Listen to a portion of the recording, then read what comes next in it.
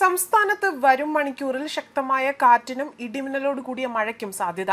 ഇടുക്കി, എറണാകുളം, പാലക്കാട്, മലപ്പുറം, വയനാട് ജില്ലകളിൽ ഒറ്റപ്പെട്ട ഇടങ്ങളിൽ ഇടിമിന്നലോട് കൂടിയ നേരിയ ഇടത്തരം മഴയ്ക്കും മണിക്കൂറിൽ 40 കിലോമീറ്റർ വരെ വേഗതയിൽ ശക്തമായ കാറ്റിനും സാധ്യതയുള്ളതായിട്ടാണ് കേന്ദ്ര കാലാവസ്ഥാ വകുപ്പ് മുന്നറിയിപ്പ് നൽകുന്നത്. മണിക്കൂറിൽ 40 മുതൽ 50 കിലോമീറ്റർ വരെ വേഗതയിൽ ശക്തമായ കാറ്റിനും സാധ്യതയുണ്ട്. മാത്രമല്ല, കള്ളക്കടൽ പ്രതിഭാസത്തിനും സാധ്യതയുള്ളതിനാൽ തന്നെ മത്സ്യത്തൊഴിലാളികളും തീരദേശവാസികളും വേണ്ട മുൻകരുതലുകൾ എടുക്കേണ്ടതാണ്.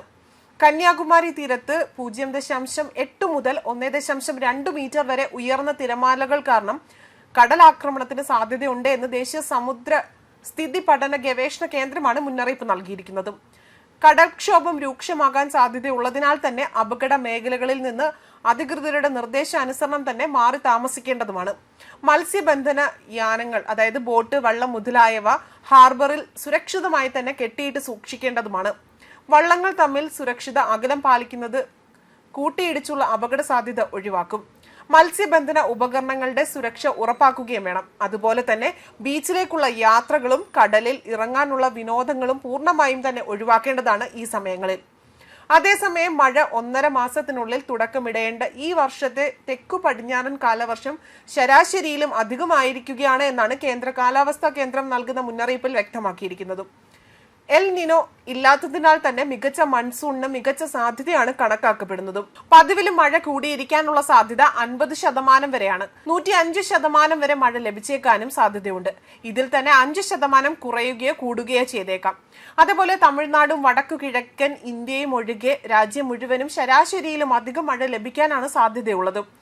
അതുപോലെ IMD പുറത്തുവിട്ട സാധ്യതാ ഭൂപട പ്രകാരം കേരളത്തിൽ 10 മുതൽ 20% വരെ അധിക മഴയ്ക്കും സാധ്യതയാണ് പ്രവചിച്ച് കണക്കാക്കിയിരിക്കുന്നത്. എന്നാൽ കേരളത്തെക്കാൾ അധിക മഴ മധ്യ ഇന്ത്യയിൽ ലഭിക്കാനും സാധ്യതയുണ്ട്.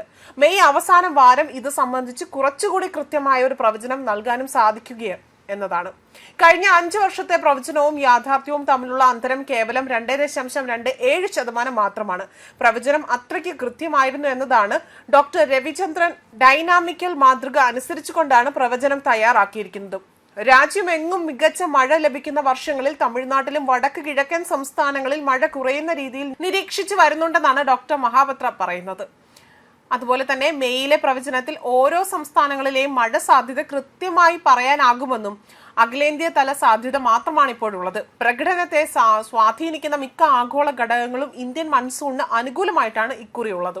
ഇന്ത്യൻ സമുദ്ര താപനിലയിലെ ഏറ്റവും ഒരു ഏറ്റക്കുറച്ചിലായ ഇന്ത്യൻ ഓപ്ഷൻ ദ്വന്ദ്ം ഉത്തരഖണ്ഡ ഗോളത്തിൽ യൂറോപ്പിനു മീതെയുള്ള മഞ്ഞിന്റെ കനം തുടങ്ങിയവയൊക്കെ തന്നെ കണക്കാക്കിയാണ് ഇന്ത്യൻ മൺസൂണിന് അനുകൂലമാണ് എന്നത് പറയുന്നത്. 2014 മൺസൂൺ ഇന്ത്യയെ സംബന്ധിച്ച് 8% അധികമായിരുന്നു എന്നും അതുപോലെ സമ്പദ്ഘടനയുടെയും കാർഷിക മേഖലയെയും അതുവഴി ആകെ ആഭ്യന്തര ഉൽപാദന സൂചികയായ GDPയും മികച്ച പ്രകടനത്തിന് വഴി തുറന്നതായും പറയപ്പെടുന്നുണ്ട്. ഈ വിഷയം അഖിലേന്ത്യാ വാർഷിക ശരാശരിയായ 87 സെന്റിമീറ്ററോ അതിനു മുകളിലോ മഴ ലഭിക്കുമെന്ന ഉറപ്പാണ് നൽകിയിരിക്കുന്നത്. ഇത് സമ്പദ്ഘടനയ്ക്കും കാർഷിക മേഖലയ്ക്കും ഒക്കെ തന്നെ അനുബന്ധ വ്യവസായികൾക്കും ഒരു ശുഭവാർത്ത തന്നെയാണ് നൽകിയിരിക്കുന്നത്. ന്യൂസ് ഡെസ്ക് കർമ്മ ന്യൂസ്.